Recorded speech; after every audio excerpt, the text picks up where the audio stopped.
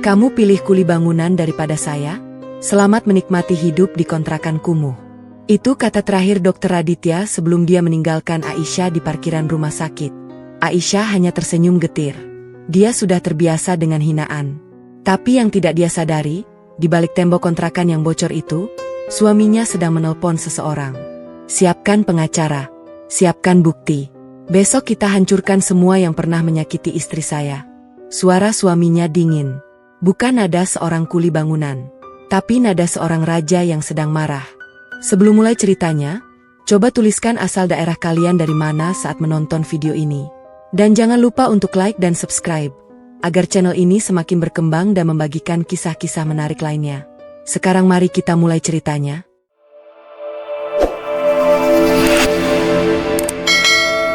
Pernikahan itu hanya dihadiri 2 orang saksi. Tidak ada keluarga, tidak ada teman dari masa lalu. Hanya Aisyah dan Rangga yang saling menggenggam tangan di depan petugas pencatat nikah. Gaun putih Aisyah sederhana, bukan dari perancang ternama. Rangga datang dengan kemeja lengan panjang yang sudah setrika, meski sedikit kusut di bagian siku. Mereka menikah di kantor urusan agama kecamatan, pada hari Kamis, saat hujan rintik-rintik membasahi aspal luar gedung. Aisyah tersenyum bahagia.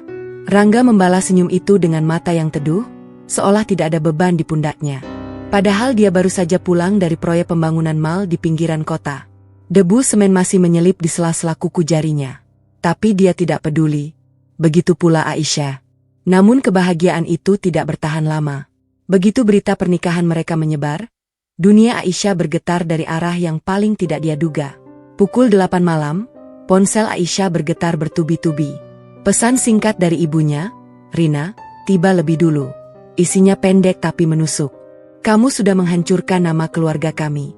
Seumur hidup saya tidak akan mengakui pernikahan itu."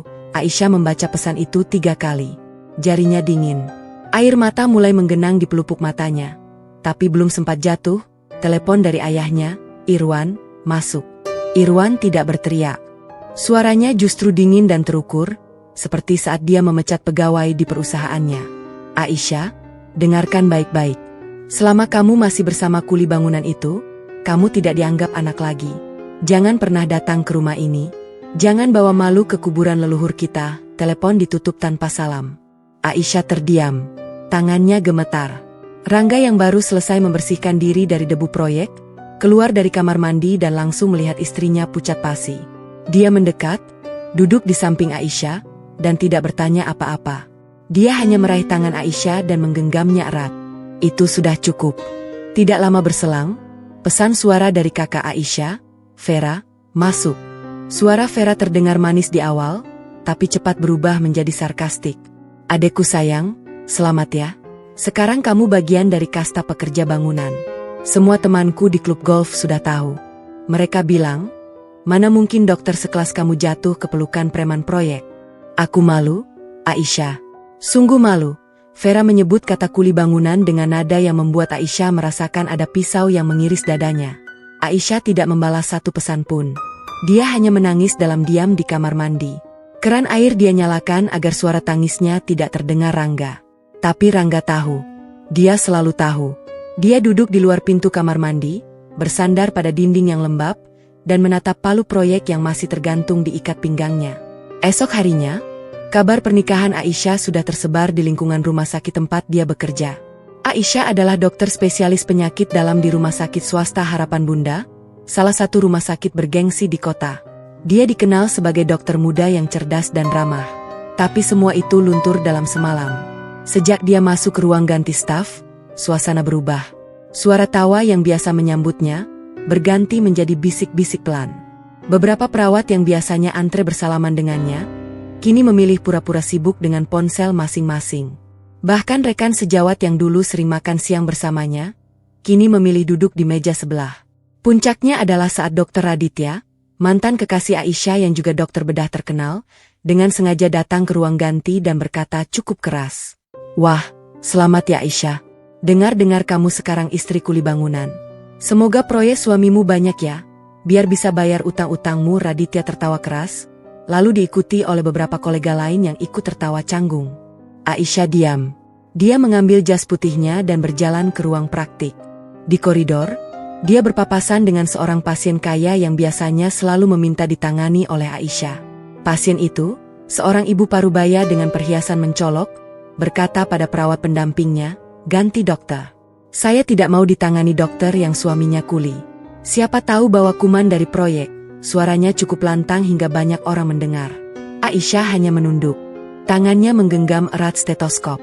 Di jam makan siang, Aisyah pergi ke kantin. Biasanya meja tempat dia duduk selalu ramai. Kini, meja itu kosong.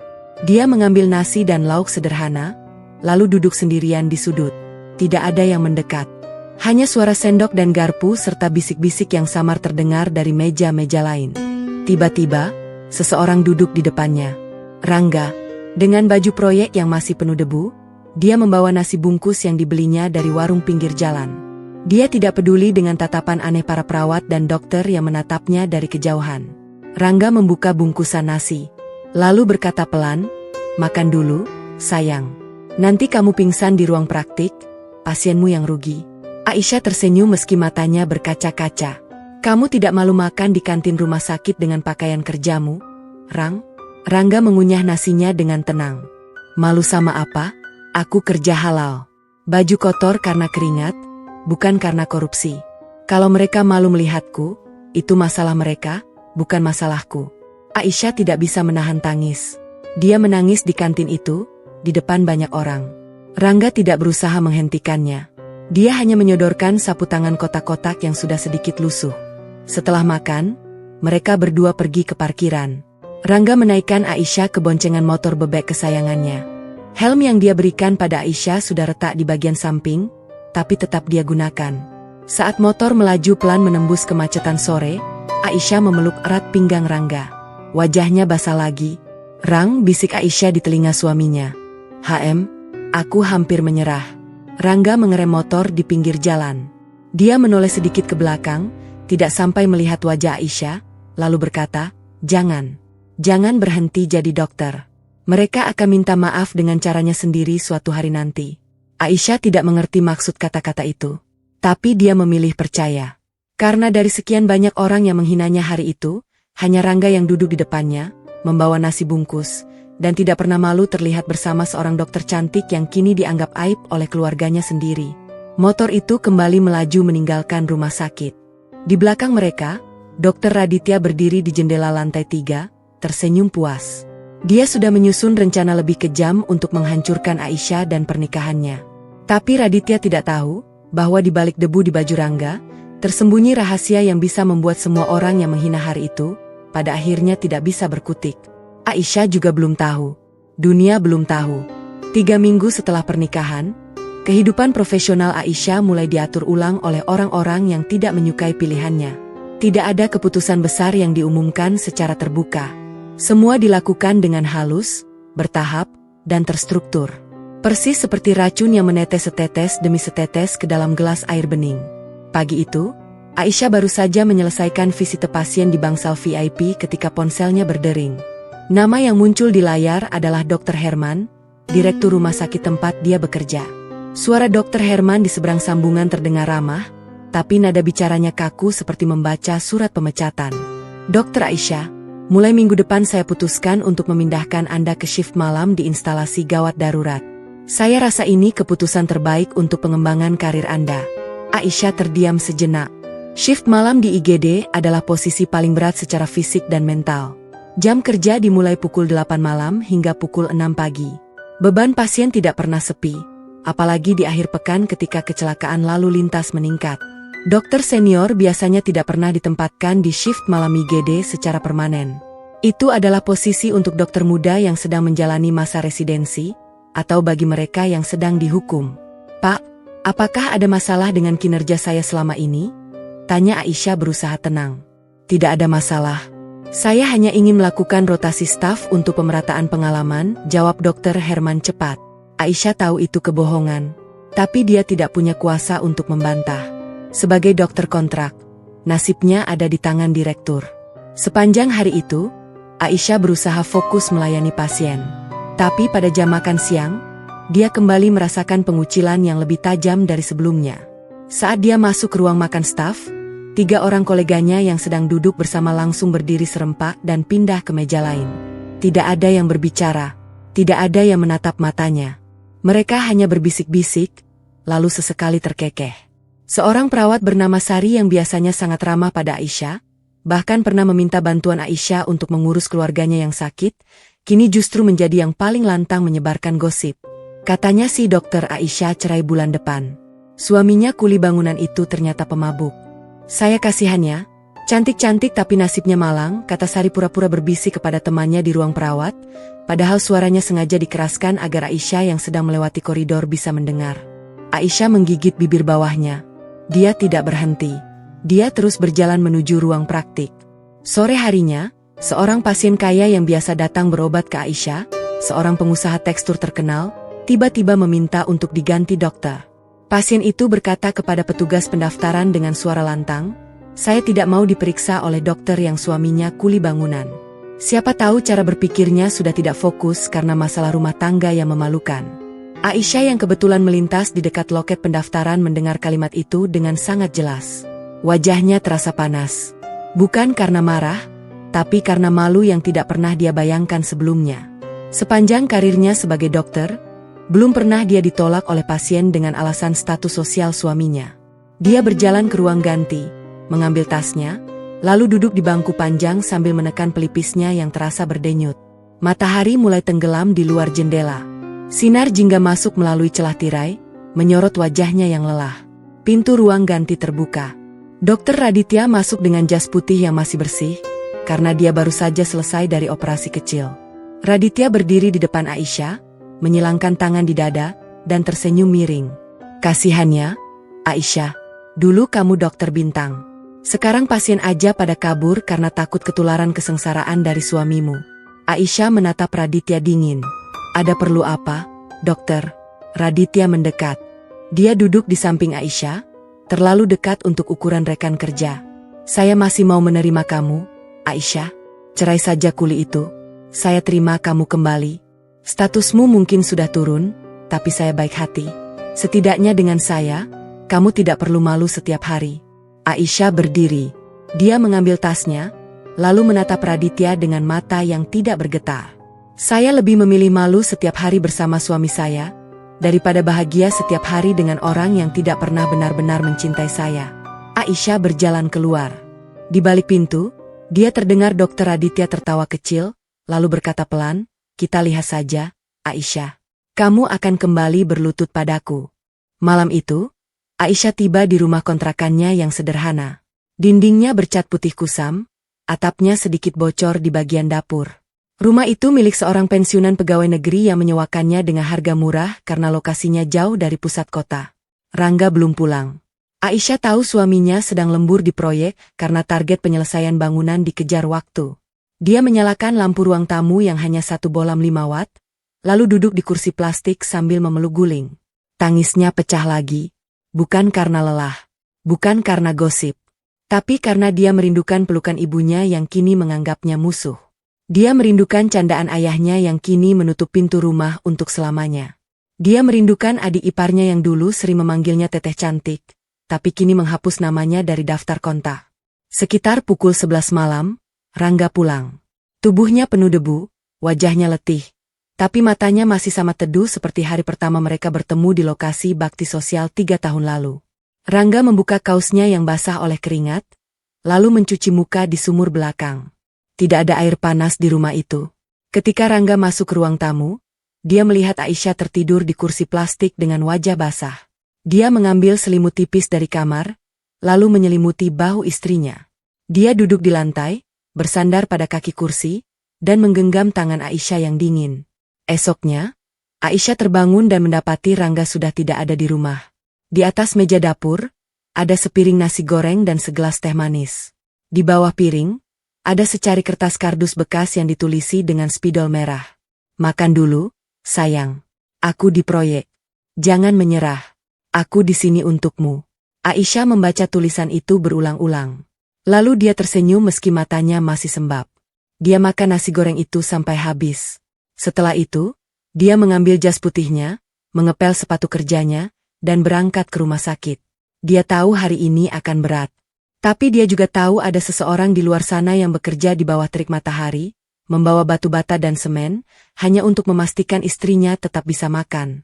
Dan untuk pria itu, Aisyah bersedia menghadapi dunia yang menghinanya setiap hari. Namun Aisyah belum tahu bahwa pada hari yang sama, Dr. Raditya sedang mengadakan pertemuan rahasia dengan seorang pegawai administrasi rumah sakit untuk mengatur rekam medis palsu. Vera, kakak Aisyah, sedang menghubungi notaris keluarga untuk memblokir warisan. Dan orang tua Aisyah sedang berkonsultasi dengan pengacara tentang cara membatalkan pernikahan secara perdata. Semua musuh berkumpul dalam diam. Tapi di balik semua itu, seorang pria bertangan kasar dan berbaju lusuh sedang membuka map merah di dalam loker proyeknya. Di dalam map itu ada dokumen yang nilainya lebih besar dari seluruh harta keluarga Aisyah. Dia menutup map itu kembali, tersenyum kecil, lalu mengambil sekop dan kembali bekerja. Belum waktunya. Vera tidak pernah menyukai adiknya menjadi lebih sukses. Sepanjang hidup, Vera adalah anak pertama yang selalu dituntut sempurna, sementara Aisyah adalah anak bungsu yang dimanjakan karena kecerdasannya. Ketika Aisyah diterima di Fakultas Kedokteran Universitas Negeri ternama, semua pujian orang tua berpindah kepada Aisyah. Ketika Aisyah lulus sebagai dokter dengan predikat cum laude, Vera yang hanya lulusan hukum dari universitas swasta merasa posisinya sebagai kebanggaan keluarga tergeser. Maka ketika Aisyah memutuskan menikahi kuli bangunan, Vera merasa itu adalah hadiah terbaik dari langit. Akhirnya adik sempurnanya jatuh. Akhirnya dunia tahu bahwa Aisyah bukanlah anak emas yang tidak pernah salah. Vera bisa kembali menjadi bintang di mata orang tua. Tapi Vera tidak hanya ingin menonton dari kejauhan. Dia ingin memastikan bahwa Aisyah tidak pernah bangkit kembali. Pada suatu sore yang panas, Vera datang tanpa diundang ke rumah kontrakan Aisyah. Mobil mewahnya yang berwarna hitam pekat berhenti di depan gang sempit yang tidak layak dilalui oleh mobil sejenis itu. Vera keluar dengan gaun sutra berwarna krem, sepatu hak tinggi yang ujungnya berlumuran tanah becek, dan tas tangan bermerek yang harganya setara dengan 3 tahun biaya sewa rumah kontrakan itu. Suami Vera, Andre, ikut turun. Andre adalah pengusaha properti yang gemuk dan selalu berkeringat meski di ruangan ber-AC. Matanya menyapu rumah kontrakan Aisyah dengan jijik. Aisyah yang sedang memasak mie di dapur kaget melihat kakaknya berdiri di pintu. Rangga belum pulang. Dia masih di proyek. Masuklah, Kak, kata Aisyah dingin, meskipun hatinya berdebar. Vera masuk tanpa mengetuk. Dia duduk di kursi plastik ruang tamu, lalu mengeluarkan tisu dari tasnya untuk mengelap kursi sebelum pantatnya menyentuhnya. Andre berdiri di samping, melipat tangan di dada. Rumah ini mirip kandang kambing, kata Andre sambil tertawa kecil. Pantasan Aisyah jadi kurus. Kali ya jarang makan enak. Aisyah tidak menanggapi. Dia duduk di hadapan Vera. Vera membuka tasnya, mengeluarkan selembar cek, dan meletakkannya di atas meja kayu yang terkelupas catnya. Angka yang tertulis di atas cek itu sangat besar. 100 miliar rupiah. Ambil ini, kata Vera dengan nada datar. Cerai kuli itu. Pulang ke rumah. Papa dan Mama akan memaafkanmu. Aku juga akan memaafkanmu. Kita lupakan semua ini. Aisyah menatap cek itu. Wajahnya tidak berubah. Kakak, aku tidak butuh uang kakak. Aku butuh restu, bukan belas kasih. Vera tersenyum, tapi senyumnya pahit. Restu? Kau pikir Papa dan Mama akan merestui pernikahan dengan preman proyek? Aisyah, kau sudah kehilangan akal sehat. Seluruh keluarga besar sudah tahu. Om Tono menelepon Papa kemarin. Katanya dia malu undangan pernikahan anaknya harus bersebelahan dengan foto pernikahan kau yang memalukan itu. Aisyah menahan napas. Itu urusan mereka, bukan urusanku. Vera berdiri. Matanya menyala. Kau bodoh, Aisyah. Benar-benar bodoh. Semua orang di dunia ini berusaha keras untuk naik kasta, tapi kau dengan sengaja memilih turun ke selokan. Aku akan pastikan seluruh keluarga besar tahu betapa memalukannya dirimu. Tidak akan ada satupun paman atau bibi yang mau menyapamu di acara keluarga. Vera meraih cek itu kembali, merobeknya menjadi 2, lalu melemparkan potongan kertas itu ke lantai. Itu tawaran terakhir. Sekarang nikmati hidupmu di gubuk ini bersama kuli bangunanmu. Vera dan Andre berbalik pergi. Sebelum keluar, Andre berkata tanpa menoleh, "Oh iya, rumah tua peninggalan kakek untukmu? Kakakmu sudah blokir secara hukum. Kau tidak akan mendapat 1 meter persegi pun dari keluarga." Mobil hitam itu melaju meninggalkan gang. Aisyah berdiri di ambang pintu, menatap debu yang berterbangan di belakang mobil kakaknya. Dia memunguti potongan cek yang robek itu.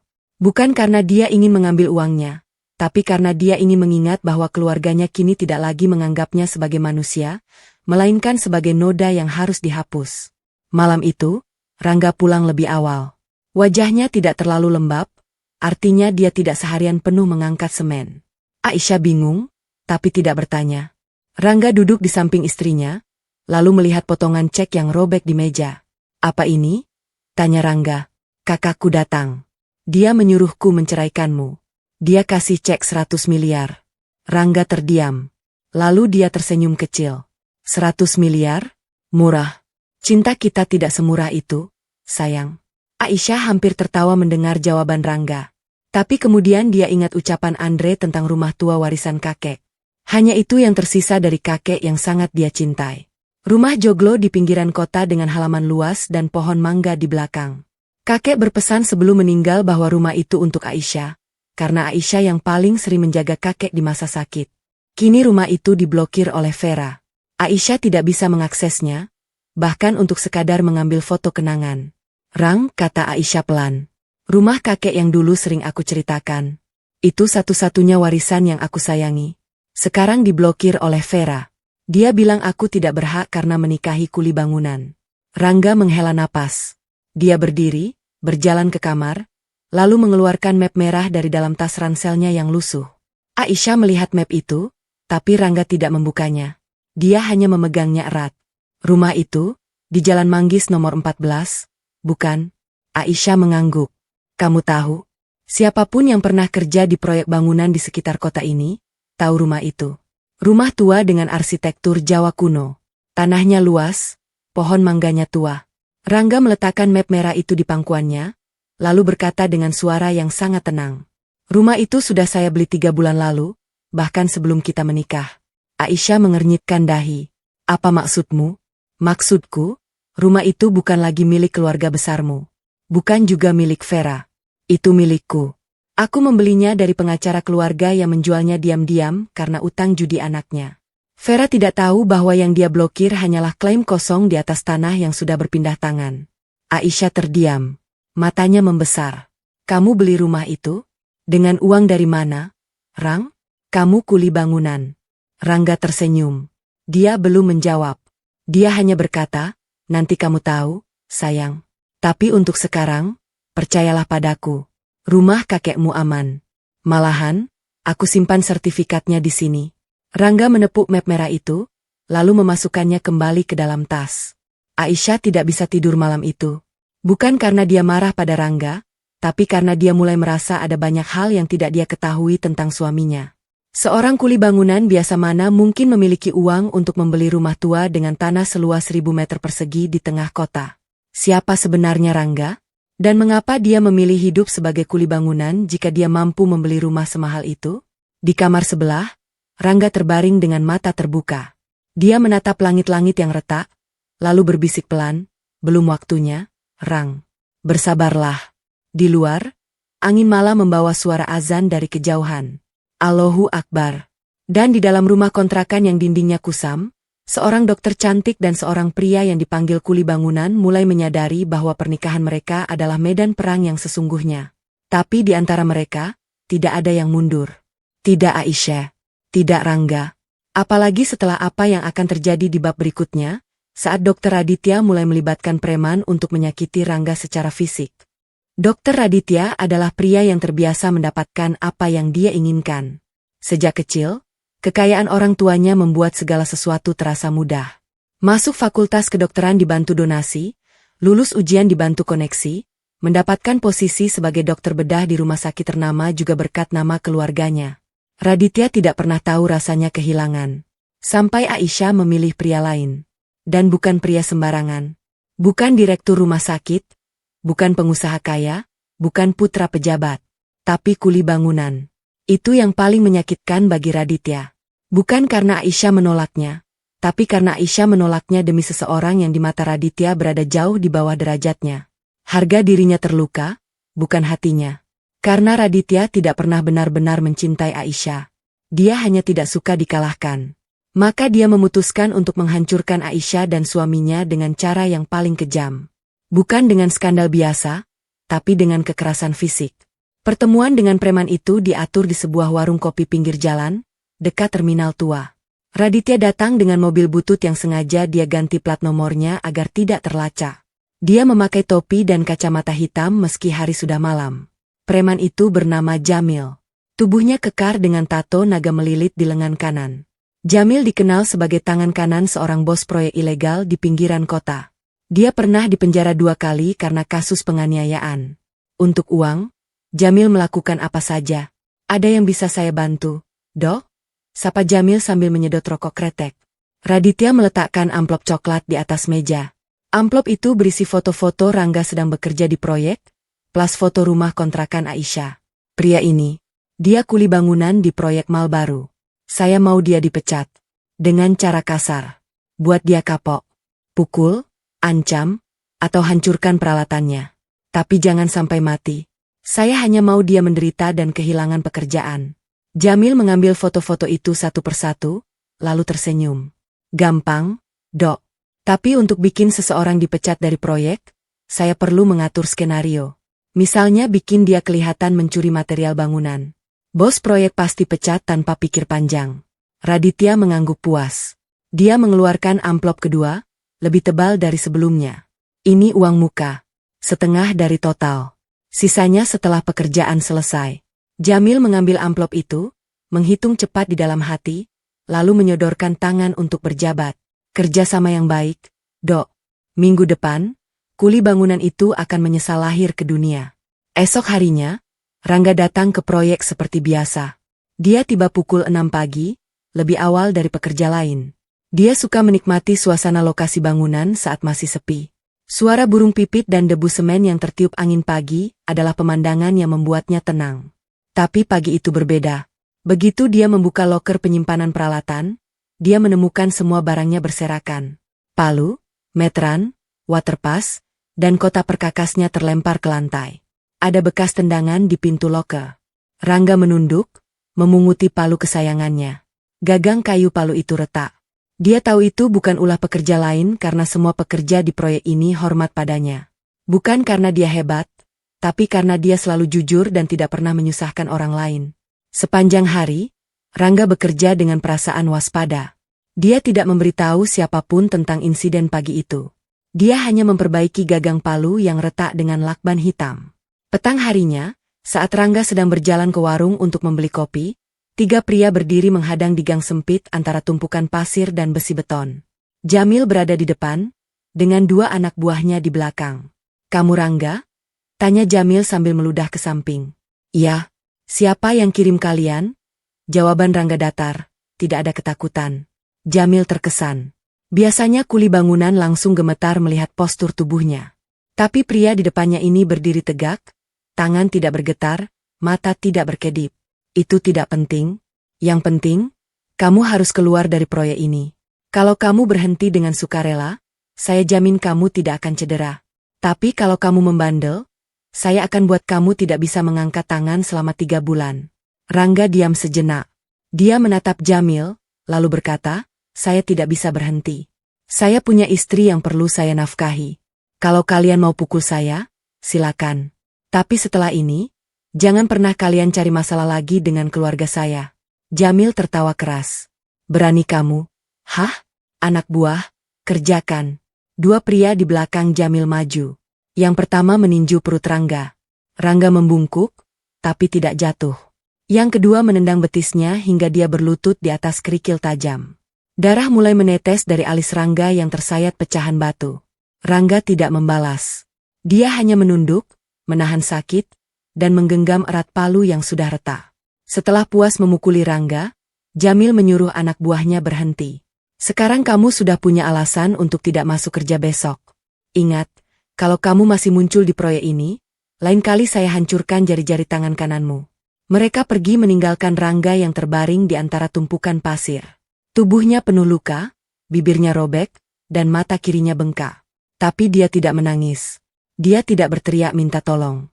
Dia hanya berbaring, menatap langit yang mulai gelap, lalu berbisik pelan, "Belum waktunya untuk melawan, Rang. Bersabarlah." Dia berusaha bangun. Lututnya sakit, Tapi dia tetap memaksakan diri berjalan ke warung untuk mencuci luka. Penjual warung, seorang ibu tua, terkejut melihat wajah Rangga yang babak belur. "Astagfirullah, Nak. Kamu dikeroyok. Sedikit masalah, Bu. Tidak usah khawatir." Rangga membeli es batu, membungkusnya dengan kain, lalu menempelkannya di pelipis yang bengkak. Dia tidak ingin pulang sebelum luka di wajahnya sedikit surut. Dia tidak ingin Aisyah melihat dia dalam kondisi seperti ini. Aisyah sudah cukup menderita karena pernikahan mereka. Rangga tidak mau menambah beban istrinya. Tapi dia tidak bisa menyembunyikan luka selamanya. Pukul 10 malam, Rangga pulang. Langkahnya pincang. Wajahnya lebam meski sudah dia kompres berjam-jam. Aisyah yang sedang membaca jurnal kedokteran di ruang tamu, menjatuhkan buku di tangannya begitu melihat suaminya masuk. Matanya langsung berkaca-kaca. Dia berdiri, menghampiri Rangga, dan mengusap pelan luka di kening suaminya. "Rang, siapa yang melakukan ini?" Suara Aisyah bergetar. "Kecelakaan di proyek, sayang. Besi beton jatuh kena kepala." "Jangan bohong," Aisyah setengah berteriak. "Saya dokter. Saya tahu bedanya luka kena benda tumpul dan luka kena pukulan. Ini bekas tinju, Rang. Dan ini bekas tendangan. Siapa yang memukulmu?" Rangga menunduk. Dia tidak bisa berbohong pada Aisyah. Tapi dia juga tidak bisa mengatakan yang sebenarnya karena dia tahu Aisyah akan khawatir setengah mati. "Tidak usah khawatir, sayang. Mereka sudah saya usir. Mereka tidak akan datang lagi. Kita lapor polisi," desa Aisyah sambil meraih ponselnya. Rangga menahan tangan Aisyah dengan lembut. "Jangan. Belum waktunya. Belum waktunya. Suamiku dipukuli sampai babak belur. Kamu bilang belum waktunya." Rangga menatap mata Aisyah. Untuk pertama kalinya, Aisyah melihat ada api kecil di balik teduhnya mata suaminya. Bukan api amarah, tapi api kesabaran yang hampir habis. "Percayalah padaku, sayang. Orang yang memerintahkan ini akan menuai balasannya. Tapi bukan sekarang. Aku punya rencana. Lebih besar dari yang mereka duga." Aisyah menangis. Dia merawat luka suaminya dengan tangan gemetar, membersihkan darah kering, mengoleskan salep antibiotik, dan membalutnya dengan perban. Tidak banyak yang bisa dia lakukan sebagai dokter di ruang tamu kontrakan yang remang-remang. Malam itu, mereka tidur bersebelahan di kasur tipis. Aisyah memegang tangan Rangga yang kasar. Rangga memejamkan mata, tapi tidak tidur. Pikirannya melayang pada map merah di dalam tas ranselnya. Sementara itu, di rumah mewahnya, Raditya menerima pesan singkat dari Jamil. "Sudah selesai. Kuli itu babak belur. Besok dia pasti dipecat karena tidak masuk kerja." Raditya tersenyum. Dia membuka lemari anggurnya, menuangkan wine ke dalam gelas kristal, dan bersulang pada bayangannya sendiri di cermin. "Selamat tinggal, kuli bangunan. Selamat datang kembali, Aisyah." Tapi Raditya tidak tahu bahwa keesokan paginya, Rangga tetap masuk kerja dengan wajah penuh memar. Dia tidak hanya hadir, tapi dia bekerja lebih keras dari biasanya. Mandor proyek yang melihat semangatnya malah memberinya kenaikan upah harian. Dan yang lebih penting, para pekerja lain yang melihat keberanian Rangga, mulai merasa simpati. Jamil gagal. Raditya marah. Dan kemarahan Raditya akan membuatnya melakukan kesalahan yang lebih besar di bab berikutnya. Kesalahan yang akan membuka pintu bagi Rangga untuk menunjukkan kekuatannya yang sesungguhnya. Irwan dan Rina tidak pernah membayangkan memiliki menantu kuli bangunan. Sepanjang hidup mereka, status sosial adalah segalanya. Irwan adalah pensiunan direktur perusahaan tambang batu bara. Rina adalah ketua yayasan sosial yang dihormati di kalangan ibu-ibu kota. Dua anak perempuan mereka selalu menjadi pusat perhatian di setiap acara keluarga. Vera, si sulung, sukses menjadi pengacara dan menikah dengan pengusaha properti. Aisyah, si bungsu, diharapkan menjadi dokter yang menikah dengan sesama profesional, idealnya sesama dokter atau pengusaha. Tapi Aisyah memilih kuli bangunan. Bagi Irwan, itu bukan sekadar kekecewaan. Itu adalah penghinaan terhadap seluruh garis keturunan keluarga. Setiap malam, Irwan membayangkan kolega-koleganya di klub golf tertawa di belakang punggungnya. Lihat, anak Irwan yang dulu dibanggakan, sekarang jadi istri kuli. Tidak ada yang lebih menyakitkan bagi pria seusia Irwan selain kehilangan harga diri di depan teman-temannya.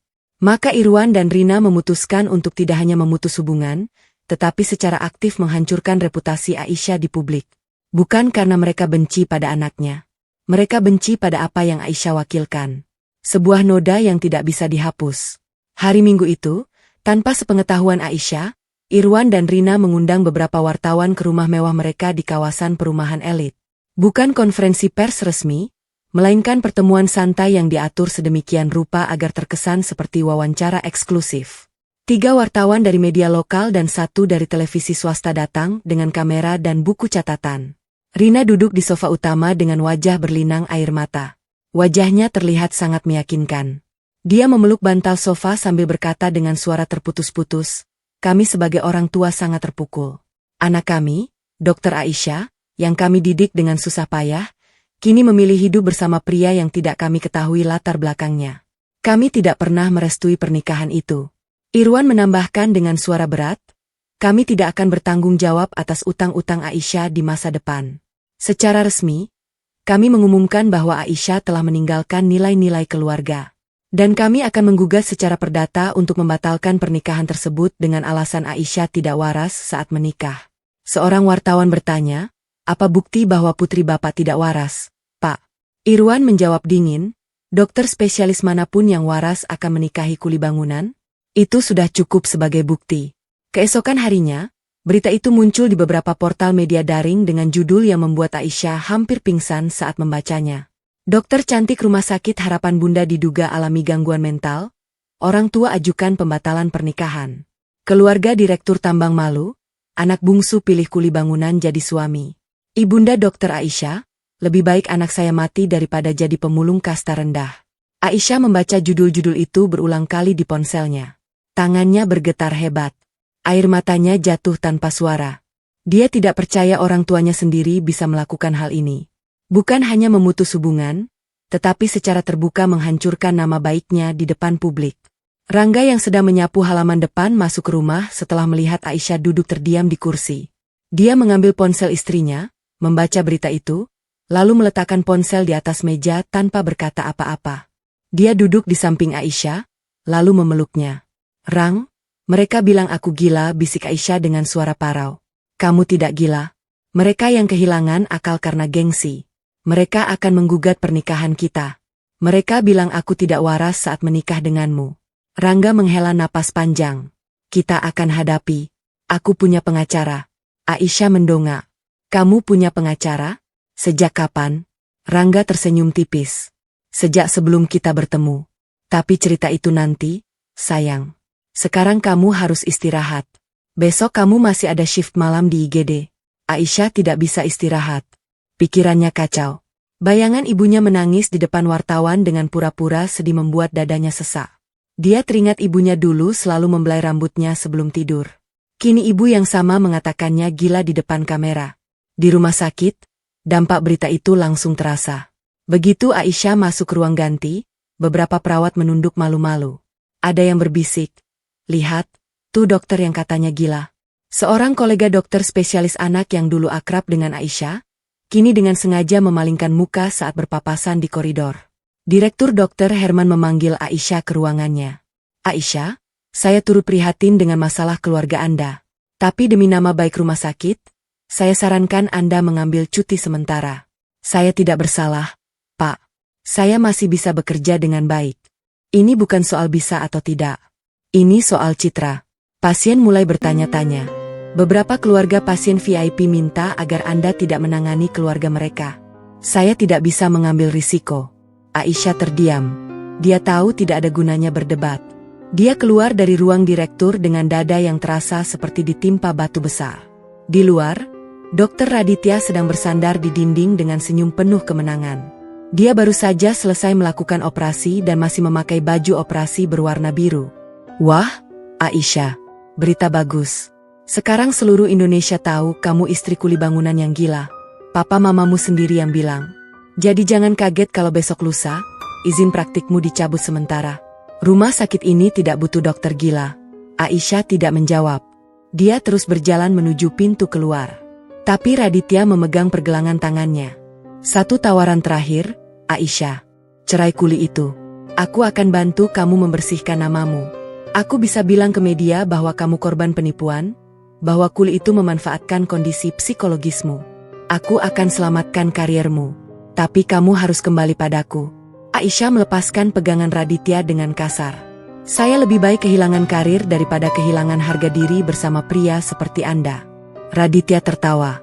Baiklah, nikmati kebersamaanmu dengan kuli bangunan di kontrakan kumuh itu. Karena sebentar lagi, tidak ada rumah sakit di kota ini yang mau menerima kamu. Aisyah keluar dari rumah sakit dengan langkah gontai. Dia tidak naik motor. Dia berjalan kaki menyusuri trotoar yang ramai. Hujan rintik-rintik mulai turun, membasahi rambutnya yang terurai. Beberapa orang menatapnya aneh. Mungkin mengenali wajahnya dari berita. Di tengah perjalanan, ponselnya berdering. Vera, nonton berita? Adek, papa mama hebat ya. Mereka berhasil membuatmu jadi bahan tertawaan nasional. Sekarang aku tidak perlu repot-repot mengucilkanmu. Seluruh Indonesia sudah tahu aib keluarga kita. Kak, apa salahku padamu? Aisyah bertanya dengan suara pecah. Vera terdiam sejenak. Lalu jawabannya menusuk seperti belati. Kamu lahir sebagai adikku, Aisyah. Itu sudah cukup menjadi kesalahan. Selama bertahun-tahun aku jadi anak nomor 2 di mata papa mama karena kamu. Sekarang giliranmu yang merasakan jadi nomor terakhir. Telepon ditutup. Aisyah berhenti berjalan di tengah trotoar. Hujan semakin deras. Air matanya bercampur air hujan. Dia tidak tahu mana yang lebih sakit. Fitnah dari orang tua, kebencian dari kakak, atau ancaman dari mantan kekasih yang tidak bisa menerima kenyataan. Tiba-tiba, sebuah payung besar menaungi kepalanya. Aisyah menoleh. Rangga berdiri di sampingnya, basah kuyup karena dia hanya membawa satu payung dan memberikannya seluruhnya untuk Aisyah. Bagaimana kamu tahu aku di sini? Tanya Aisyah. Kamu bilang mau pulang jam 2. Sekarang jam 4. Kamu tidak pernah telat tanpa kabar. Aku khawatir. Aku cari kamu ke rumah sakit. Perawat bilang kamu sudah keluar. Jadi aku ikuti rute yang biasa kamu lewati. Rangga menggandeng tangan Aisyah. Tangannya dingin dan basah, tapi genggamannya kuat. Ayo pulang, sayang. Aku beli sayur di pasar. Kita masak sop buat makan malam. Aisyah tidak bisa berkata apa-apa. Dia hanya mengangguk. Mereka berjalan berdua di tengah hujan. Seorang dokter yang dianggap gila oleh orang tuanya, dan seorang kuli bangunan yang dianggap tidak layak oleh seluruh keluarga istri. Tangan mereka tetap tergenggam. Tidak ada satu kata pun yang terucap. Tapi di dalam hati Rangga, api kesabaran itu mulai membesar. Dia sudah melihat cukup banyak air mata dari istrinya. Dia sudah mendengar cukup banyak fitnah dari orang-orang yang seharusnya melindungi Aisyah. Sampai kapan dia harus bersabar? Rangga membayangkan map merah di dalam tasnya. Isi di dalam map itu sudah lengkap. Pengacara sudah siap. Tim humas yayasan sudah diinstruksikan. Tinggal satu pemicu lagi. Dan pemicu itu akan datang di bab berikutnya, saat Raditya melakukan langkah paling kejam yang tidak pernah Aisyah bayangkan, menjebaknya dalam kasus malpraktik yang bisa mengakhiri karirnya untuk selamanya. Saat itulah Rangga tidak akan bisa diam lagi. Raditya sadar bahwa memukuli Rangga tidak cukup. Rangga masih masuk kerja. Rangga masih pulang ke rumah kontrakan. Rangga masih menggandeng tangan Aisyah di depan umum seolah tidak ada yang terjadi. Sesuatu yang lebih kejam diperlukan. Bukan untuk Rangga, tapi untuk Aisyah. Karena Raditya tahu bahwa jika Aisyah hancur, Rangga akan ikut hancur. Maka dia memutuskan untuk menjebak Aisyah dalam kasus malpraktek. Rencana itu dimulai dengan mencari pasien yang sakit parah dan memiliki keluarga yang mudah dipengaruhi uang. Raditya menemukannya pada seorang pria bernama T.N. Hermawan, usia 53 tahun, penderita gagal ginjal kronis yang sedang menjalani cuci darah 2 kali seminggu. T.N. Hermawan tinggal di rumah kontrakan sederhana bersama istri dan 2 anak remajanya. Keluarganya miskin dan putus asa. Raditya tahu keluarga seperti ini mudah dibeli. Pertemuan rahasia diadakan di sebuah kafe pinggiran kota. Raditya datang membawa tas koper kecil berisi uang tunai. Istri T.N. Hermawan, seorang perempuan parubaya dengan wajah lelah, duduk di hadapannya dengan ekspresi bingung. Saya hanya minta satu hal, Bu, kata Raditya sambil menggeser tas koper itu di atas meja. Suami ibu saat ini dirawat oleh dokter Aisyah, bukan? Iya, dok. Beliau dokter yang baik. Sangat perhatian. Raditya tersenyum. Mulai besok, suami ibu akan saya pindahkan ke dokter Aisyah di shift malam IGD. Saya akan memastikan dia masuk ke ruang gawat darurat pada jam tertentu. Lalu, istri T.N. Hermawan mulai gelisah. Lalu, saya ingin ibu bersaksi bahwa dokter Aisyah memberikan obat yang salah pada suami ibu. Bahwa suami ibu meninggal karena kelalaian dokter Aisyah. Wajah perempuan itu memucat. Maksud Bapak, suami saya akan meninggal? Raditya menghela napas. TN Hermawan memang akan meninggal. Bukan karena Dokter Aisyah, tapi karena penyakitnya memang sudah stadium akhir. Saya hanya ingin memanfaatkan momentum. Saya tidak akan membunuh suami ibu. Alam yang akan melakukannya. Ibu hanya perlu mengarahkan kesalahan pada Dokter Aisyah. Perempuan itu terdiam. Matanya berkaca-kaca. Dia melihat tas koper di depannya. Jumlah uang di dalamnya cukup untuk membiayai pendidikan kedua anaknya sampai lulus kuliah. Cukup untuk melunasi utang-utangnya. Cukup untuk membuatnya tidak perlu bekerja sebagai pembantu rumah tangga lagi. Saya tidak tega, Dok. Dokter Aisyah baik pada keluarga kami. Raditya menutup tas koper itu. Baik, kalau ibu tidak mau, saya akan cari keluarga pasien lain. Tapi ingat, tawaran ini hanya sekali. Setelah saya pergi, tidak akan ada uang sebesar ini untuk ibu. Dia berdiri dan berpura-pura akan pergi. Tangannya sudah digagang pintu. Tunggu, Dok. Raditya tersenyum tanpa menoleh. Saya setuju, bisik perempuan itu dengan suara yang hancur. 2 hari kemudian, TN Hermawan masuk ke IGD pada shift malam Aisyah. Kondisinya sudah sangat buruk. Sesak napas, tekanan darah drop, dan kesadaran menurun. Aisyah melakukan apapun yang bisa dia lakukan. Dia memberikan obat-obatan sesuai standar prosedur. Dia memanggil dokter konsultan. Dia bahkan tidak pulang meski shiftnya sudah berakhir. Pukul 3 pagi, TN Hermawan meninggal. Wajar untuk pasien dengan kondisi sekritis itu. Tapi keesokan paginya, istri TN Hermawan datang ke rumah sakit sambil menangis histeris. Dia menuduh Aisyah memberikan dosis obat yang salah. Dia membawa fotokopi rekam medis yang sudah dimodifikasi oleh Raditya melalui pegawai administrasi yang disuap. Rekam medis asli menunjukkan bahwa Aisyah telah bertindak sesuai prosedur. Tapi rekam medis yang dibawa oleh istri TN Hermawan adalah versi palsu. Di dalamnya tertulis bahwa Aisyah memberikan obat antihipertensi dengan dosis 2 kali lipat dari semestinya. Aisyah dipanggil menghadap komite etik rumah sakit. Dia juga dilaporkan ke polisi. Lisensinya dibekukan sementara. Sidang etik dijadwalkan 3 hari kemudian. Aisyah tidak punya pengacara. Dia tidak punya saksi. Satu-satunya orang yang bisa membelanya adalah perawat Sari, yang diam-diam sudah disuap Raditya untuk memberikan kesaksian palsu. Malam sebelum sidang, Aisyah duduk di kamar kontrakannya dengan tatapan kosong. Dia tidak menangis. Air matanya sudah habis. Rangga duduk di sampingnya, menggenggam tangannya yang dingin. Aku akan kehilangan lisensiku, Rang. Aku tidak bisa jadi dokter lagi. Semua karena aku menikahi kamu. Rangga tidak marah mendengar kata-kata itu. Dia tahu Aisyah hanya lelah, bukan bermaksud menyalahkannya. Kamu tidak akan kehilangan lisensi, sayang. Kamu tidak bersalah. Tidak ada yang membelaku, Rang. Perawat Sari akan bersaksi palsu. Istri pasien akan bersaksi palsu. Rekam medis sudah dimodifikasi. Aku tidak punya bukti. Rangga berdiri. Dia berjalan ke kamar, membuka tas ranselnya, dan mengeluarkan sebuah USB kecil berwarna hitam. Apa itu? Tanya Aisyah. Bukti. Bukti apa? Rangga duduk kembali di samping Aisyah. 2 minggu yang lalu, setelah kamu pindah ke shift malam IGD, aku curiga ada yang tidak beres. Aku pasang kamera CCTV kecil di sudut ruang perawat IGD. Kamera itu merekam semua yang terjadi selama 24 jam.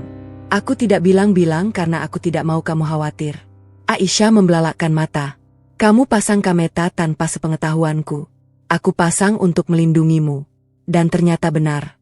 Kamera itu merekam perawat Sari mengganti ampul obat di lemari penyimpanan pada malam TN Hermawan masuk. Kamera itu juga merekam perawat Sari berbicara dengan seseorang di telepon. Suaranya terekam. Dia bilang, "Sudah, Dok. Obatnya sudah saya ganti. Sekarang tinggal istri pasien yang menuduh." Aisyah terdiam. Mulutnya terbuka, tapi tidak ada suara yang keluar. Rang, kamu menyelamatkanku. Kamu tidak perlu diselamatkan, sayang. Kamu tidak bersalah sejak awal. Aku hanya membantu membuktikannya. Aisyah menangis. Bukan tangis putus asa seperti sebelumnya, tapi tangis lega. Dia memeluk Rangga erat-erat. Rangga membelai rambutnya. Besok di sidang etik, aku akan datang, kata Rangga. Aku akan membawa USB ini. Dan aku akan membawa tamu spesial. Siapa? Rangga tersenyum. Kamu lihat saja. Sementara itu, di rumah mewah Raditya, pria itu sedang bersulang dengan segelas whisky. Dia yakin kemenangannya sudah di depan mata. Aisyah akan dipecat, lisensinya dicabut, dan tidak ada rumah sakit lain yang mau menerimanya. Dalam kondisi putus asa, Aisyah pasti akan kembali padanya. Itu skenario yang dia bayangkan. Tapi Raditya tidak tahu bahwa di kontrakan kumuh di pinggiran kota, seorang pria yang dia panggil kuli bangunan sedang membuka map merah. Di dalam map itu ada dokumen kepemilikan 23 rumah sakit, termasuk rumah sakit tempat Raditya bekerja. Dan di dalam lemari, ada setelan jas yang sudah disetrika rapi. Jas itu akan dipakai besok. Bukan untuk pesta, tapi untuk menghancurkan seorang dokter sombong di depan seluruh komite etik. Belum lagi satu orang yang akan datang bersama Rangga. Seseorang yang membuat seluruh ruangan sidang akan membeku saat melihatnya. Aisyah tidak tahu siapa tamu spesial itu. Raditya juga tidak tahu. Tapi pembaca akan mengetahuinya di bab berikutnya, saat sidang etik dimulai, dan kejutan pertama dari Rangga mengubah segalanya. Ruang sidang komite etik rumah sakit terletak di lantai 3 gedung administrasi. Biasanya ruangan ini hanya digunakan untuk sidang ringan seperti pelanggaran disiplin atau keluhan pasien. Tapi hari ini, ruangan itu penuh sesak. Bukan hanya karena kasus yang menimpa Dr. Aisyah dianggap serius, tapi karena berita tentang dokter cantik yang dituduh melakukan malpraktek telah menyebar luas. Beberapa wartawan lokal sudah berkumpul di luar gedung, meski tidak diizinkan masuk. Di dalam ruangan, kursi-kursi kayu panjang disusun berhadapan dengan meja panjang tempat 8 anggota komite etik duduk. Mereka adalah para profesor dan dokter senior yang dihormati. Ketua komite adalah Profesor Dr. Hardono, seorang dokter spesialis penyakit dalam yang sudah pensiun namun masih disegani karena integritasnya. Aisyah duduk di kursi pesakitan, sendirian. Tidak ada pengacara yang mendampinginya. Rangga ingin datang bersamanya, tapi Aisyah meminta suaminya menunggu di luar. Dia tidak ingin Rangga melihatnya dihancurkan di depan umum. Tapi Rangga berjanji akan masuk pada waktu yang tepat. Di barisan belakang, Dr. Raditya duduk dengan senyum tipis. Dia tidak terlibat langsung dalam kasus ini, tapi sebagai dokter senior di rumah sakit yang sama, dia diizinkan hadir sebagai pengamat. Di samping Raditya, duduk perawat Sari yang akan menjadi saksi kunci. Sari tampak gelisah. Tangannya menggenggam erat tas kecilnya. Dia tahu dia akan berbohong di depan komite etik. Tapi uang yang diberikan Raditya sangat besar. Cukup untuk membiayai pengobatan ibunya yang sakit. Istri TN Hermawan juga hadir. Wajahnya pucat dan matanya sembab. Dia duduk di bangku saksi, sesekali menatap Aisyah dengan ekspresi bersalah. Tapi setiap kali dia hampir goyah, dia melihat Raditya yang menggeleng kecil, mengingatkannya pada kesepakatan mereka. Proses sidang dimulai tepat pukul 9 pagi. Profesor Hardono membuka sidang dengan suara berat. Sidang komite etik kali ini untuk mengadili dugaan malpraktek yang dilakukan oleh Dr. Aisyah Pramesti, yang diduga memberikan dosis obat yang tidak sesuai kepada pasien atas nama TN Hermawan, yang mengakibatkan pasien meninggal dunia. Sidang akan menghadirkan saksi dan memeriksa bukti-bukti.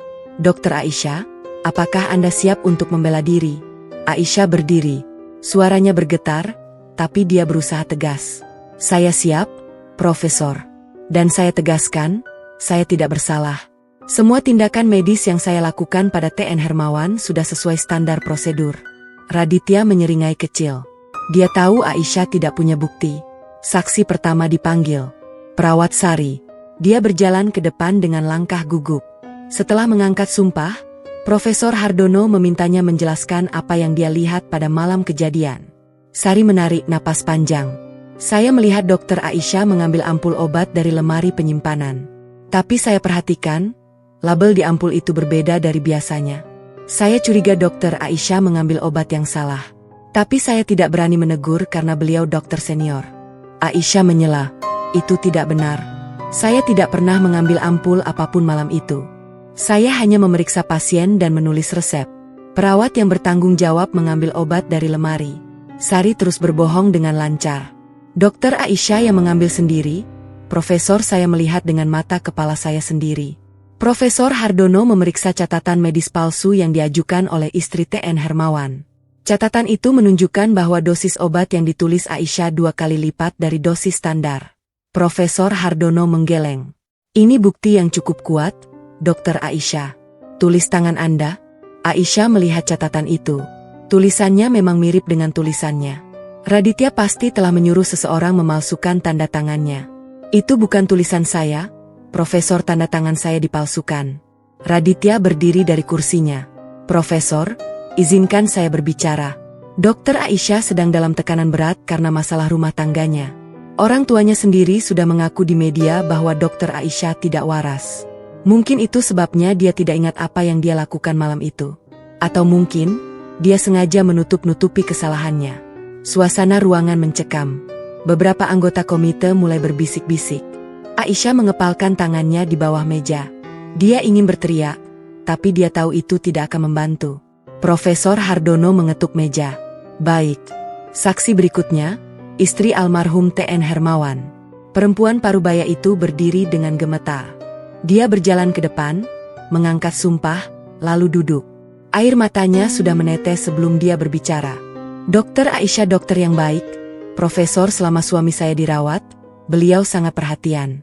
Tapi malam suami saya meninggal, saya melihat sendiri Dokter Aisyah terlihat kebingungan. Matanya sayu, tangannya gemetar. Saya pikir beliau sedang punya masalah pribadi yang berat. Raditya tersenyum di belakang. Kesaksian itu terdengar natural, tidak berlebihan. Itu yang dia minta. Jangan menuduh secara kasar. Cukup beri keraguan. Profesor Hardono menatap Aisyah. Dokter Aisyah, apakah Anda punya saksi lain yang bisa meringankan?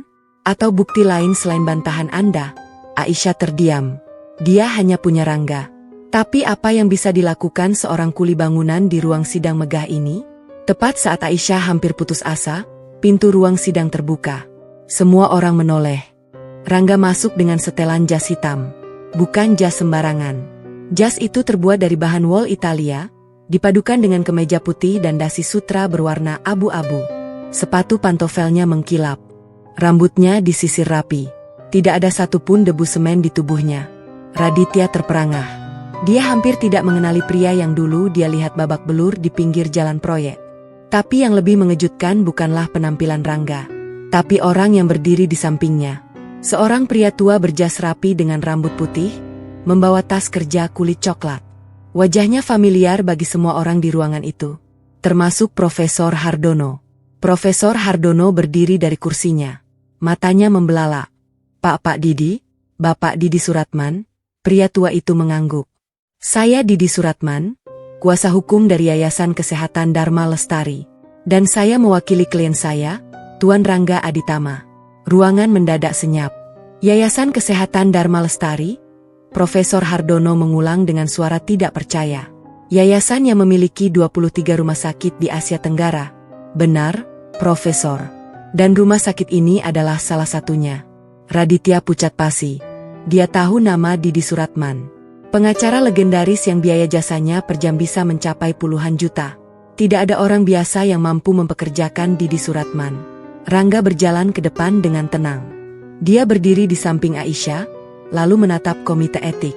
Suaranya lantang namun tidak berteriak. Saya Rangga Aditama, suami Dokter Aisyah. Selama 2 bulan terakhir, istri saya dihina, dikucilkan, dan sekarang dijebak dalam kasus malpraktek. Saya datang ke sini bukan hanya untuk membelanya, tapi untuk membawa fakta. Fakta yang selama ini disembunyikan oleh orang-orang yang duduk di ruangan ini. Rangga mengambil USB hitam dari saku jasnya. Di dalam USB ini ada rekaman CCTV dari ruang perawat IGD pada malam T.N. Hermawan meninggal. Rekaman itu menunjukkan perawat Sari mengganti ampul obat di lemari. Jelas terlihat wajah dan tangannya. Perawat Sari langsung pucat. Seluruh tubuhnya gemetar. Dan satu lagi, lanjut Rangga. Rekaman itu juga merekam percakapan telepon perawat Sari dengan seseorang.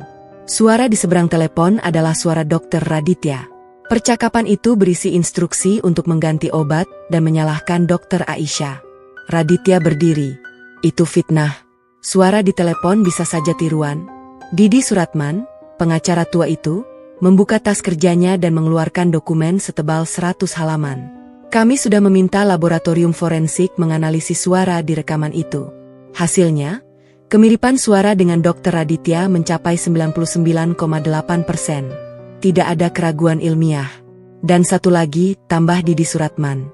Kami juga memiliki bukti transfer dana dari rekening Dr. Aditya ke rekening perawat Sari sebesar 200 juta rupiah, serta transfer ke rekening istri almarhum TN Hermawan sebesar 500 juta rupiah. Semua terjadi sehari sebelum sidang ini. Istri TN Hermawan jatuh pingsan di kursi saksi. Perawat Sari mulai menangis histeris.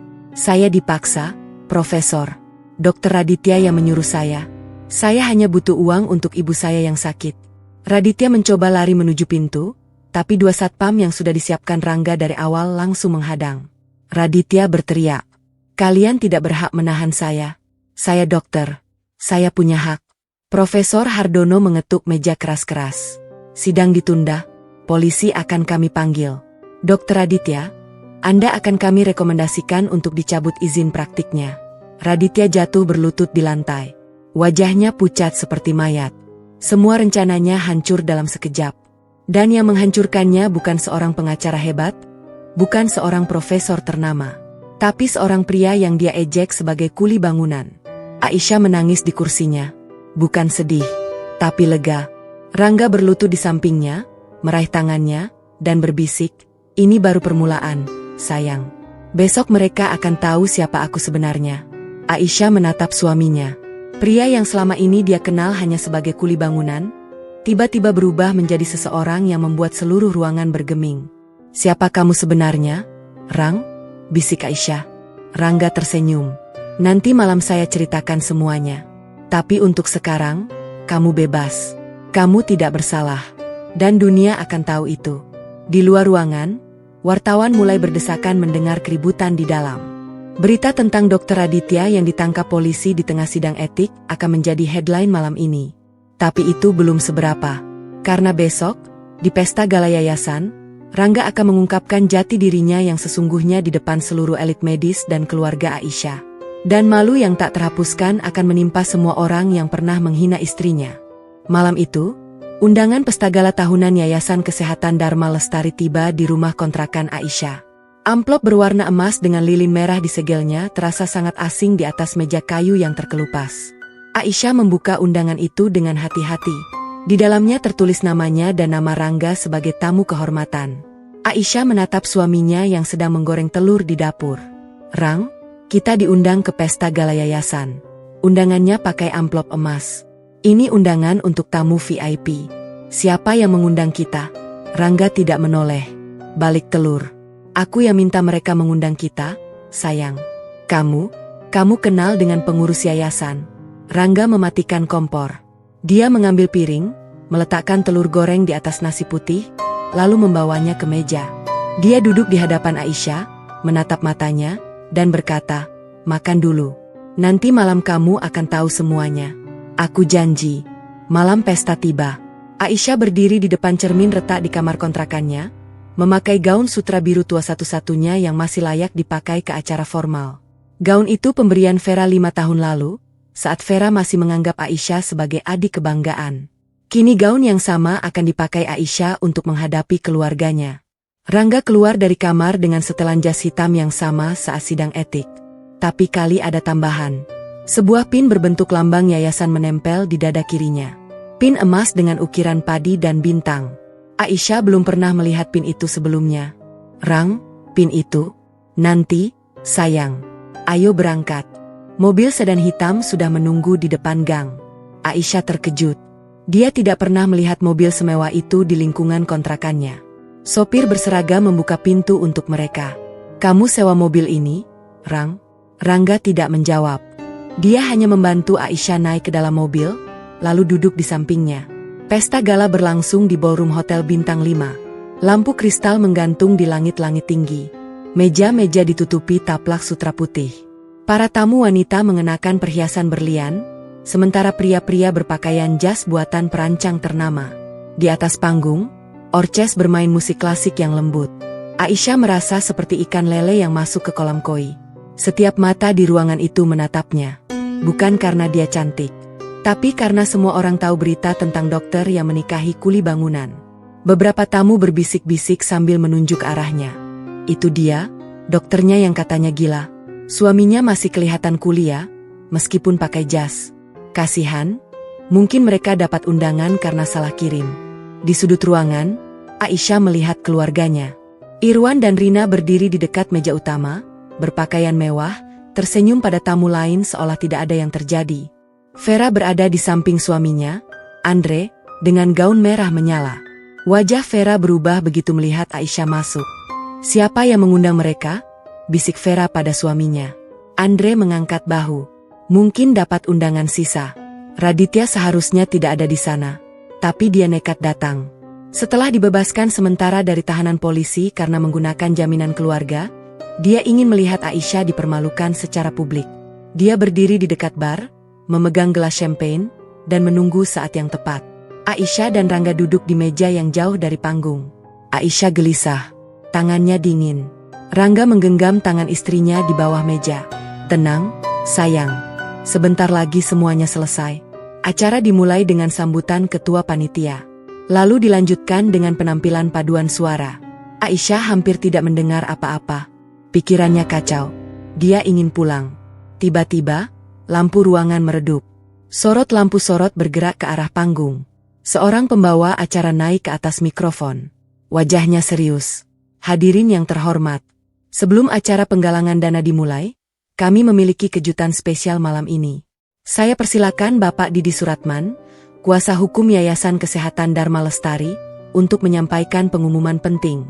Didi Suratman, pengacara tua yang sama saat sidang etik, naik ke panggung.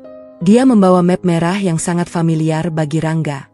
Map yang sama yang selama ini tersimpan di tas ranselnya. "Selamat malam, hadirin. Dengan ini saya mewakili Dewan Kurator Yayasan Kesehatan Dharma Lestari, mengumumkan bahwa pewaris tunggal yayasan ini, yang selama 2 tahun terakhir memilih hidup menyamar untuk mencari pendamping hidup yang tulus, telah resmi mengambil alih kepemimpinan yayasan. Beliau adalah Tuan Rangga Aditama, anak tunggal dari almarhum pendiri yayasan, Bapak Haji Aditama Kertawijaya." Ruangan membeku. Semua mata menoleh ke meja kecil di sudut. Lampu sorot bergerak perlahan, berhenti tepat di atas kepala Rangga. Pria itu berdiri. Wajahnya sama seperti saat memakai baju proyek. Tapi kini, dengan jas hitam dan pin emas di dada, dia terlihat seperti orang yang berbeda. Aisyah tidak bisa bergerak. Mulutnya terbuka. Tidak ada suara keluar. Rangga berjalan ke panggung. Langkahnya tenang, tidak terburu-buru. Setiap langkahnya diikuti oleh gemuruh bisik-bisik yang semakin keras. Di sudut ruangan, Irwan terjatuh dari kursinya. Rina memegang dada kirinya, matanya melotot. Vera membeku seperti patung. Andre yang sombong itu tiba-tiba pucat pasi. Dan Raditya, gelas champagne di tangannya jatuh pecah di lantai. Wajahnya merah padam, lalu berubah putih, lalu merah lagi. Dia ingin lari, tapi kakinya tidak mau bergerak. Rangga berdiri di depan mikrofon. Suaranya terdengar di seluruh ruangan. "Selamat malam. Saya Rangga Aditama. Selama 2 tahun terakhir, saya sengaja menyamar sebagai kuli bangunan. Saya tinggal di kontrakan sederhana. Saya bekerja di proyek-proyek bangunan. Saya tidak membawa kartu nama, tidak menyebut nama orang tua, tidak menunjukkan harta. Saya ingin mencari wanita yang mencintai saya karena diri saya, bukan karena harta saya." Dia menoleh ke arah Aisyah yang masih duduk di kursinya, menangis. "Saya menemukannya pada Dr. Aisyah Pramesti. Dia tidak tahu siapa saya. Dia tahu saya hanya kuli bangunan. Tapi dia tetap menerima saya, mencintai saya, dan mempertahankan pernikahan ini meskipun seluruh dunia menghinanya. Keluarganya mengucilkannya. Koleganya memfitnahnya. Bahkan mantan kekasihnya berusaha menghancurkan karirnya. Tapi dia tidak pernah menyerah. Dia tetap berdiri di samping saya." Suara Rangga bergetar. Bukan karena takut, tapi karena emosi yang tertahan 2 tahun. "Malam ini, saya bukan hanya memperkenalkan diri sebagai pewaris yayasan, tapi sebagai suami dari Dr. Aisyah, wanita paling berani yang pernah saya temui. Mulai besok, Dr. Aisyah akan menjabat sebagai direktur medis jaringan rumah sakit kami. Dan Dr. Raditya, yang duduk di bar sana, akan segera diproses secara pidana karena upaya menjebak istri saya." Lampu sorot bergerak ke arah bar. Raditya tertangkap basah sedang mencoba menyelinap keluar. 2 satpam langsung mengamankannya. Rangga melanjutkan, kepada keluarga Aisyah, yang duduk di meja utama. "Bapak Irwan, Ibu Rina, Kak Vera, dan Andre. Saya tahu kalian sudah memutus hubungan dengan Aisyah. Saya tahu kalian menghinanya di media. Saya tahu kalian memblokir warisannya. Saya tahu kalian mengatakan anak sendiri gila di depan wartawan. Ruangan hening. Semua mata tertuju pada keluarga Aisyah. Saya tidak akan memaksa Aisyah untuk memaafkan kalian. Itu hak dia. Tapi saya akan katakan satu hal. Rumah tua yang kalian blokir dan rebut dari Aisyah, sudah saya beli sejak 3 bulan lalu. Sertifikatnya ada di tangan saya. Dan mulai malam ini, rumah itu akan menjadi hadiah pernikahan saya untuk Aisyah. Kalian tidak berhak lagi melangkahkan kaki ke sana. Irwan jatuh terduduk di kursinya. Rina menangis histeris, tapi bukan tangis penyesalan. Tangis karena malu. Tangis karena nama keluarga mereka hancur di depan seluruh elit medis kota. Vera berdiri. Wajahnya merah padam. Kamu tidak bisa berbuat seperti ini. Kami keluarganya. Rangga tersenyum dingin. Keluarga? Keluarga mana yang menghina anaknya sendiri di depan kamera? Keluarga mana yang menyebut anaknya gila karena menikahi pilihan hatinya? Kalian bukan keluarga. Kalian adalah orang asing yang kebetulan memiliki darah yang sama. Aisyah berdiri dari kursinya. Air mata mengalir deras di pipinya. Dia berjalan ke arah panggung, menembus kerumunan yang sekarang membuka jalan untuknya. Dia naik ke panggung, berdiri di samping Rangga, dan menggenggam tangan suaminya.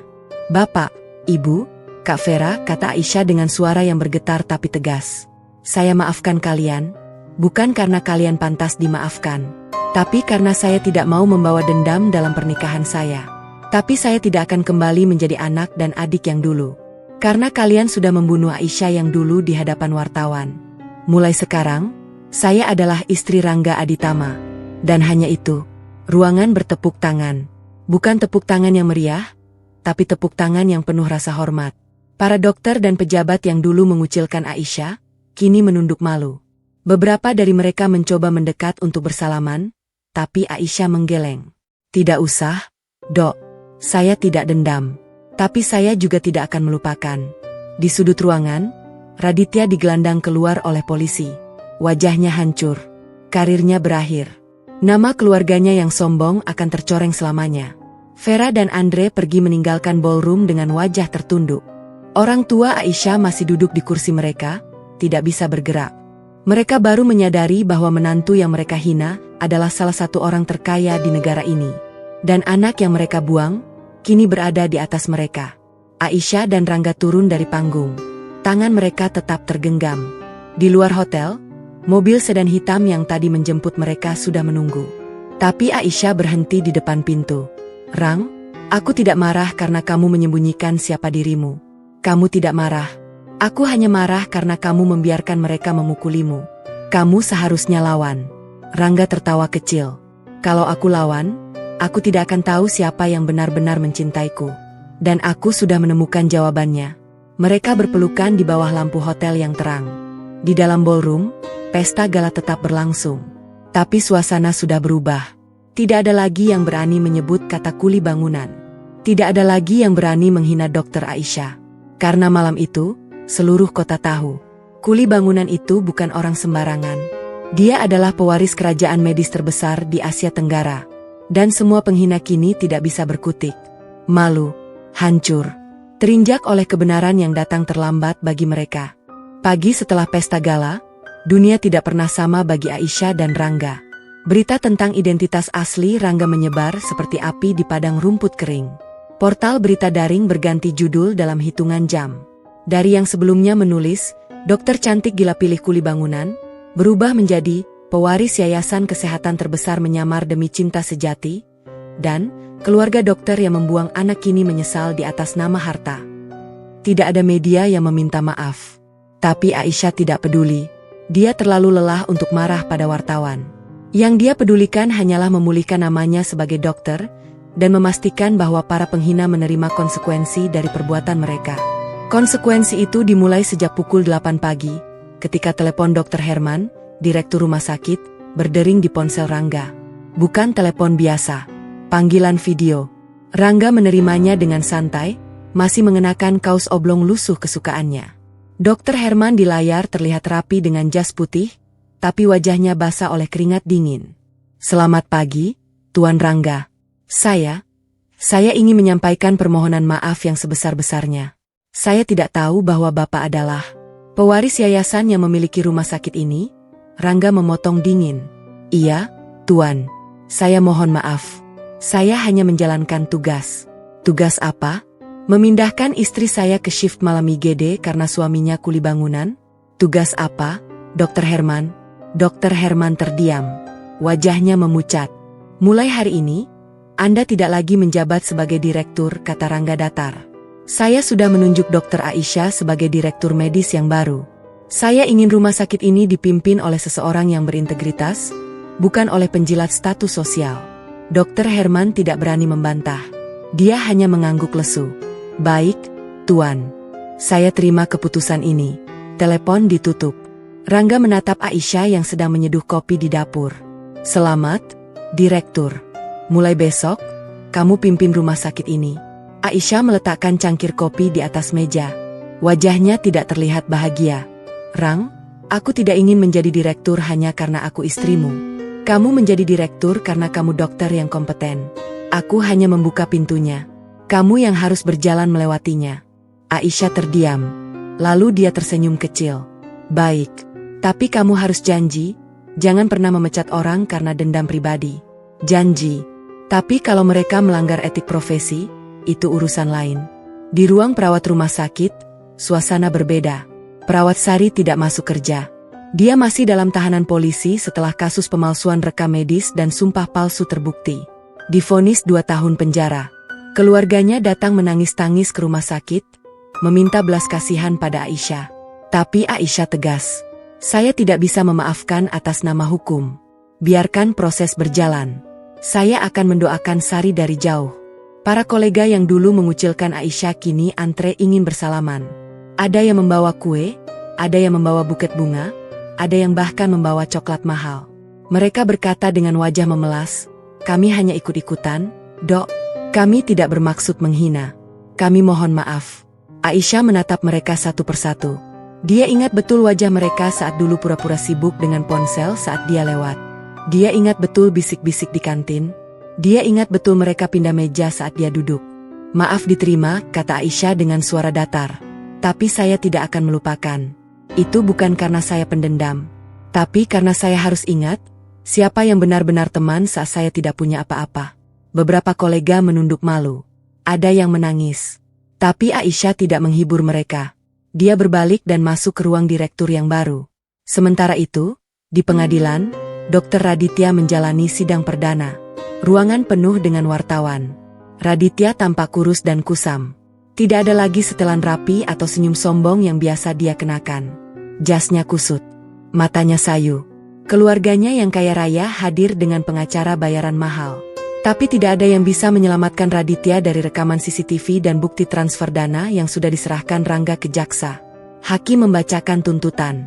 Terdakwa Dr. Raditya Harahap terbukti secara sah dan meyakinkan melakukan tindak pidana pemalsuan dokumen, sumpah palsu, dan percobaan pencemaran nama baik dengan unsur kesengajaan. Terdakwa dijatuhi hukuman 3 tahun penjara serta pencabutan izin praktik permanen. Raditya jatuh lemas di kursi pesakitan. Ibunya menangis histeris di bangku pengunjung. Ayahnya yang dulu sombong menunduk diam, tidak berani menatap siapapun. Saat digelandang keluar ruangan, Raditya melihat Aisyah duduk di bangku belakang. Sendirian. Rangga tidak ada. Aisyah datang untuk melihat sendiri keadilan ditegakkan. Raditya berhenti sejenak. Matanya bertemu dengan mata Aisyah. Tidak ada kata yang terucap. Tapi di mata Raditya, ada penyesalan yang nyata. Mungkin bukan penyesalan karena menyakiti Aisyah, tapi penyesalan karena dia meremehkan seseorang yang dia anggap kuli bangunan. Aisyah tidak berkata apa-apa. Dia hanya berdiri dan berjalan keluar. Di luar gedung pengadilan, Rangga menunggu dengan motor bebek kesayangannya. Ya, motor itu. Meskipun dia sekarang pemilik yayasan miliaran rupiah, dia tetap mengendarai motor yang sama. Aisyah naik ke boncengan, memeluk pinggang suaminya, dan mereka pergi meninggalkan kerumunan wartawan. Rang, besok kita ke rumah orang tuaku, kata Aisyah di tengah perjalanan. Bukan untuk berdamai, tapi untuk mengambil sisa barangku yang masih ada di sana. Kamu tidak ingin berdamai? Belum, mungkin nanti. Tapi tidak sekarang. Sekarang aku masih sakit kalau mengingat wajah ibu di televisi bilang aku gila. Rangga mengangguk. Terserah kamu, sayang. Aku di belakangmu. Selamanya. Keesokan harinya, Aisyah dan Rangga datang ke rumah mewah orang tua Aisyah. Rumah yang dulu menjadi tempat Aisyah dibesarkan dengan penuh kasih sayang. Kini, pagar besi tinggi itu terasa asing dan dingin. Irwan membuka pintu. Wajahnya tidak lagi tegang seperti dulu. Matanya sayu. Dia sudah menua 10 tahun dalam seminggu. Rina berdiri di belakang suaminya, tidak berani mendekat. Vera tidak ada. Kabarnya dia dan Andre sudah bercerai. Andre meninggalkan Vera setelah tahu bahwa keluarga Vera tidak lagi memiliki koneksi ke yayasan kesehatan besar. Aisyah, Irwan membuka mulut, tapi tidak tahu harus berkata apa. Aisyah tidak menunggu. Aku hanya mau mengambil album foto dan buku-buku kedokteranku dari kamar lama. Tidak lama. 2 menit. Dia naik ke lantai 2 tanpa izin. Rangga menunggu di teras, tidak ikut masuk. Irwan berdiri di ruang tamu, dia membatu. Aisyah masuk ke kamar lamanya. Kamar itu tidak berubah sejak dia kuliah. Tempat tidur masih sama. Meja belajar masih sama. Bahkan boneka kesayangannya masih duduk di atas bantal. Dia mengambil album foto. Membukanya. Melihat foto keluarganya saat masih bahagia. Foto dia dan Vera tertawa bersama. Foto ayah menggendongnya saat kecil. Foto ibu membimbingnya menulis. Air mata Aisyah jatuh membasahi halaman album. Maafkan kami, nak. Aisyah menoleh. Rina berdiri di ambang pintu, menangis. Ibu salah besar. Ibu lebih takut kehilangan muka daripada kehilangan anak. Ibu tidak pantas jadi ibumu. Aisyah menutup album. Dia berdiri, berjalan ke arah ibunya, dan tanpa banyak kata, dia memeluk Rina. Bukan karena dia sudah memaafkan, tapi karena dia lelah. Lelah marah, lelah sakit, lelah menjadi anak yang dibuang. Ibu, aku memaafkan ibu. Tapi tolong jangan harap semuanya kembali seperti dulu. Luka ini butuh waktu. Mungkin tahunan. Rina mengangguk sambil terisak. Ibu mau menunggu. Ibu mau berapa tahun pun. Aisyah melepaskan pelukan. Dia mengambil album dan buku-bukunya, lalu berjalan keluar. Di depan pintu, dia berpapasan dengan Irwan. Ayahnya tidak berkata apa-apa. Tapi matanya berkaca-kaca. Itu sudah cukup bagi Aisyah. Rangga masih duduk di teras, merokok. Bukan rokok mahal, tapi rokok kretek biasa yang dia beli di warung pinggir jalan. Dia berdiri saat melihat Aisyah keluar. Selesai, sayang? Aisyah mengangguk. Selesai. Mereka naik ke motor bebek itu dan pergi. Di kaca spion, Aisyah melihat kedua orang tuanya berdiri di depan pagar, melambai. Dia tidak melambai balik. Tapi hatinya terasa sedikit lebih ringan. Di perjalanan pulang, Aisyah menempelkan pipinya di punggung Rangga. Rang, terima kasih sudah menungguku.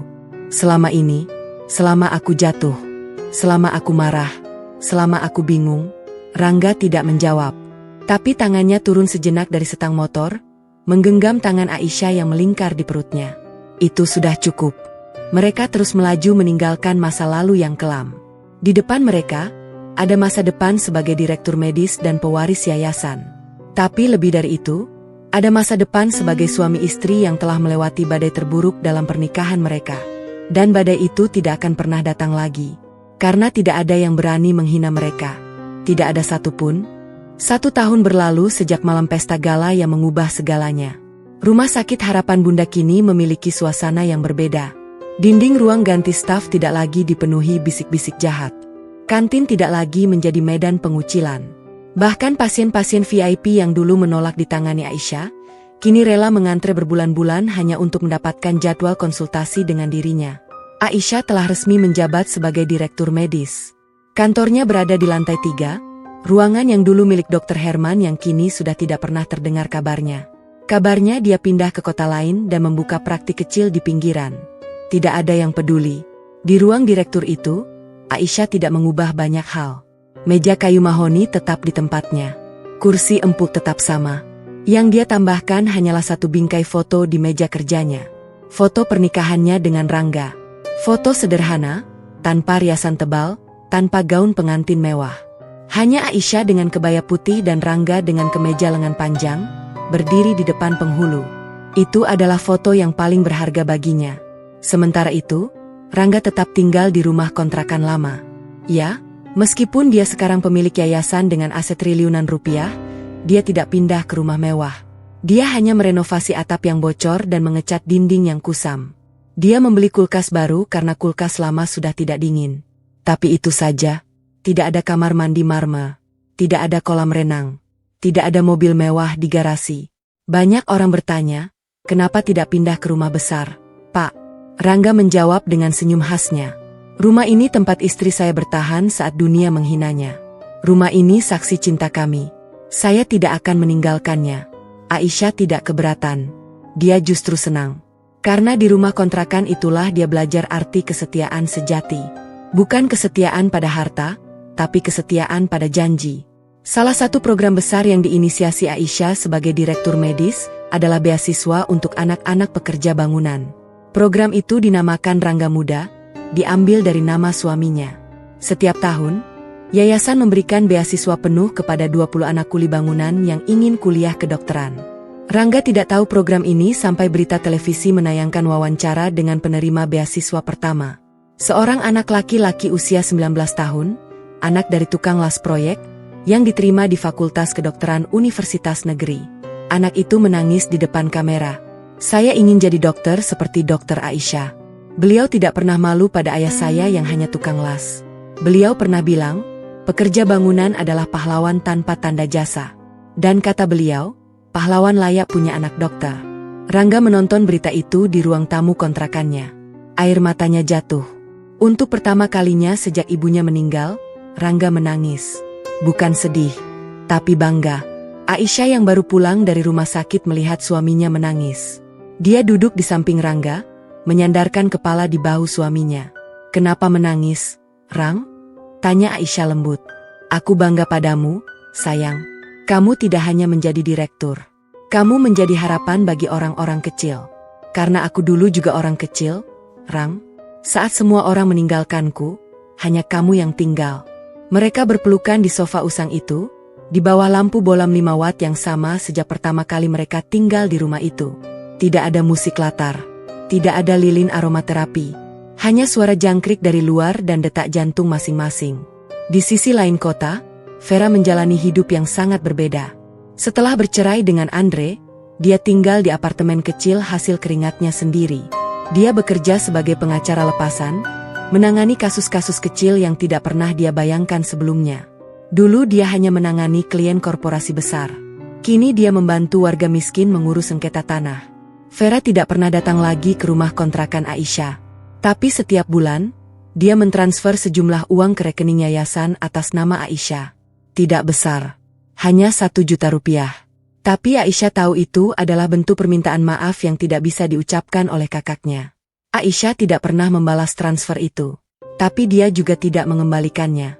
Dia simpan uang itu dalam rekening khusus, untuk suatu hari nanti saat Vera benar-benar jatuh dan butuh pertolongan. Itu cara Aisyah memaafkan tanpa harus mengatakannya. Orang tua Aisyah, Irwan dan Rina, kini tinggal di rumah joglo peninggalan kakek. Rumah yang dulu mereka rebut dari Aisyah, kini justru menjadi tempat mereka menua. Rangga tidak pernah mengusir mereka.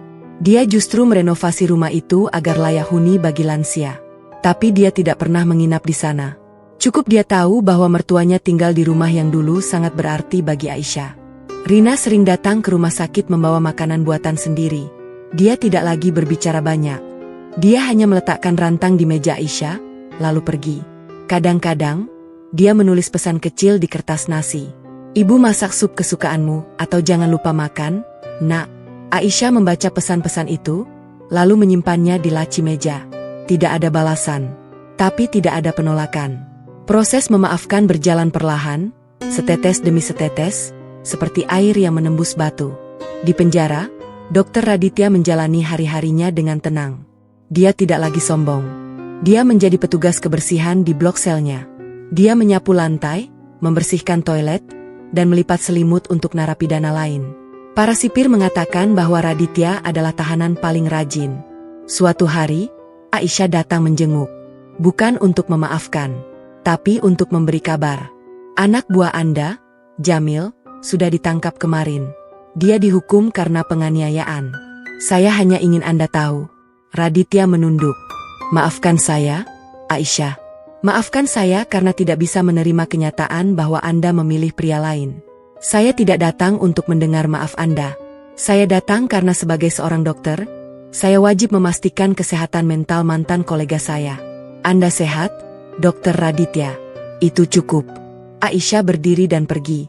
Raditya menatap punggung Aisyah sampai pintu besi tertutup. Untuk pertama kalinya, dia menangis.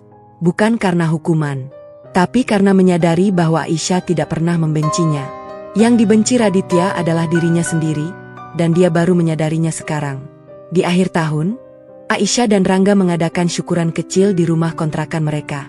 Hanya dihadiri oleh beberapa tetangga yang dulu tidak ikut mengucilkan, dan beberapa pekerja proyek yang dulu menjadi teman Rangga. Tidak ada keluarga besar, tidak ada kolega rumah sakit, tidak ada pejabat. Hanya Aisyah, Rangga, nasi tumpeng, dan lagu dangdut dari pengeras suara sewaan. Rangga memotong nasi tumpeng dengan pisau dapur biasa. Lalu dia menyuapi Aisyah dengan tangannya sendiri. Selamat ulang tahun pernikahan kita yang kedua, sayang. Maaf aku tidak beli kado mahal. Aisyah tersenyum. Kado termahal sudah kamu berikan setahun lalu.